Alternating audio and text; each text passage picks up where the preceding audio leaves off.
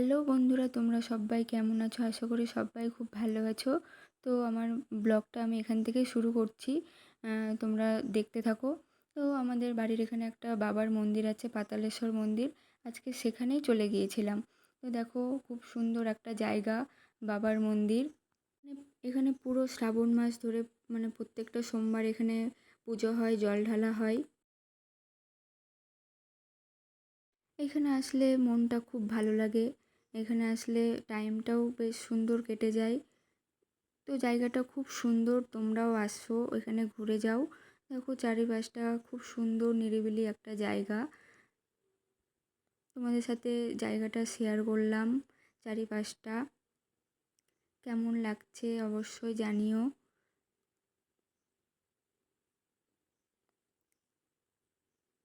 এবার মন্দিরে যাচ্ছি। খুব সুন্দর, আমার তো এখানে খুব ভালো লাগে আসতে। এখানে প্রণাম করছি, তারপর ঘন্টা বাজিয়ে বাবার মন্দিরে প্রবেশ করছি। যেয়ে দেখছি ওখানে বিপ্রদীপ দাদা এসেছে। ওখানে সব প্রদীপের তুলো ঘি দিয়ে সব ঠিকঠাক করছিল, কারণ পুজোয় বসবে তাই। ও ভিডিও করছিলাম, ও আমাকে বারণ করছিল যে ভিডিও করিস না, ভিডিও করিস না, তাও আমি করেছি। দেখো ভিতরটা, মন্দিরের ভিতরটা কি সুন্দর, সব পুজোর জন্য সব আয়োজন করছিল। তারপর পাশেই বসার জায়গা ছিল, ওখানেই বসে একটু আড্ডা মারছিলাম। তো একটা দাদাভাই দেখছি এই ডগিটাকে নিয়ে এলো। ও খুব ভালো, ওকে দেখে কোলে নিতে ইচ্ছে হলো, তাই কোলে নিলাম। ও খুব শান্ত, অত অন্যদের মতো অত দৌড়ঝাঁপ করে না, এক জায়গায় চুপ করে বসেছিল। তাই ওকে একটু আদর করছিলাম, খুব ভালোও লাগছিল। খুব ভালো, খুব শান্ত। তারপর ওখান থেকে চলে এলাম চা কাকুর দোকানে। চা নিয়ে নিলাম, কারণ আমরা পাতালেশ্বর মন্দিরে আসলে কাকুটার কাছে চা খাই, কারণ এই কাকুটা খুব সুন্দর চা করে, হালকা মিষ্টি দুধ চা করে, খুব ভালো চা করে। তো ওখান থেকে চলে এলাম ফুচকা কাকুর দোকানে। ফুচকা খাবো তাই, কারণ ফুচকার দোকান সামনে দেখলে নিজেকে কি আর বলবো, মেয়েরাই একমাত্র জানে ফুচকা দেখলে কেমন হয়।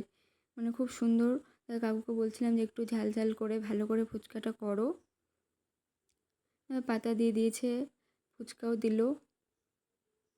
এখানে খেয়ে খেয়ে টেস্ট করে কাকু বলছিল যে কেমন হয়েছে বলো, ঠিকঠাক আছে কি না। কিন্তু খুব সুন্দর হয়েছিল, পুরো ঝাল লবণ টক সব, একটা ফুচকা যেমনটা হয় পুরো ঠিকঠাক ছিল। তারপর বাড়ি আসার পথে এখানে দেখলাম নিরামিষ পাও ভাজা, বেগুনি চপ, এইসব নিরামিষ বিক্রি হচ্ছিল। তাই দেখে ইচ্ছে হলো যে একটা পাও ভাজা খাই। দেখো আমি দাদাটাকে বলছিলাম যে আমাদেরকে গরম গরম ভেজে দিও। তো সেই দাদাটা আমাদের কথা মতোই গরম গরম ভেজে দিচ্ছিল। গরম গরম জিনিস খেতে কারই না ভালো লাগে বলো? আমার তো খুব ভালো লাগে।